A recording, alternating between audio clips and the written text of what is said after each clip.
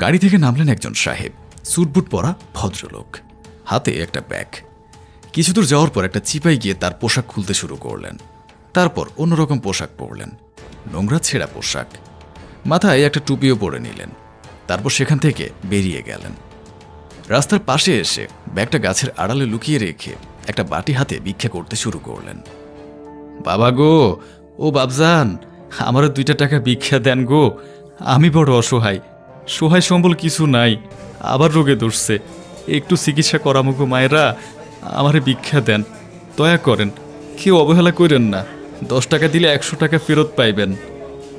মানুষজন ভিক্ষা দিতে শুরু করলো। কেউ 10 টাকা, কেউ 50 টাকা, আবার কেউ 100 টাকাও দিচ্ছে। অল্প সময়ের মধ্যে বাটিতে অনেক টাকা হয়ে গেল। সে টাকাগুলো তার ঝোলাতে সরিয়ে রেখে আবার ভিক্ষা করতে শুরু করলো।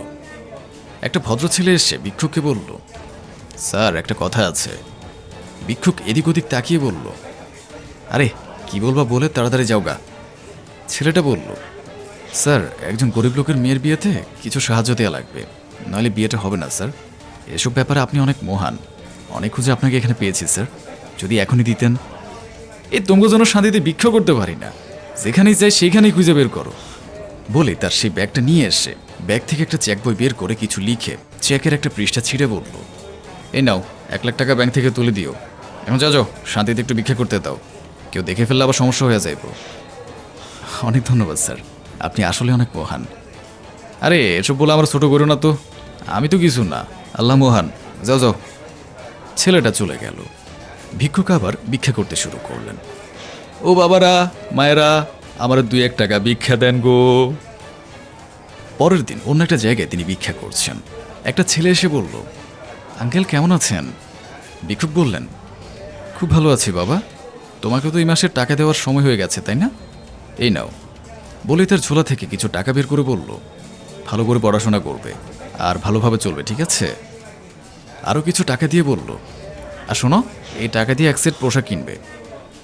আপনি অনেক ভালো আঙ্কেল, আমার মা বাবার সব আপনি, সে ছোট থেকে আমার সব খরচ আপনি দেন, আমাকে বাবার মতন স্নেহ করেন। সুর পাগল, এখন যাও, আর ঝামেলা করো না, শান্তিতে ভিক্ষা করতে দাও। ছেলেটা চলে গেল। কিছুক্ষণ পর একটা মহিলা এসে সেখানে দাঁড়ালো। ভিক্ষুক তার কাছে গিয়ে তাকে না দেখি ভিক্ষা দেওয়ার জন্য বলল, মা গো, ও মা, কয়টা টাকা ভিক্ষা দেন গো মা। মহিলা ভিক্ষুকের দিকে তাকাতেই ভিক্ষুক মহিলাকে দেখে ভয় পেয়ে গেল। মহিলা বলল, এই তোমার আমার চেনা চেনা লাগতেছে, তুমি ময়নার বাপ না? আরে না, কে বললো আমি ময়নার বাপ? আপনি উল্টোপাল্টা কথা বলতেছেন কেন? আমি একজন ভিক্ষুক। শোনো, নিজের স্বামীটা চিনতে পারবো না এমন বউ তো আমি না। আমি আজ দেখতে এসেছি, আসলে তুমি কি করো। না মানে, না না মানে, আমি তো, তুমি এখানে কেন এসেছো? তোমার এখানে আসা একদম ঠিক হয়নি। এখানে না আসলে তো আমি আসল কাহিনী ধরতে পারতাম না। আমি শুধু শুনি, আমার স্বামী ভিক্ষা করে দাতা হাতেন তাই হয়েছে, আজ নিজের চোখে দেখলাম।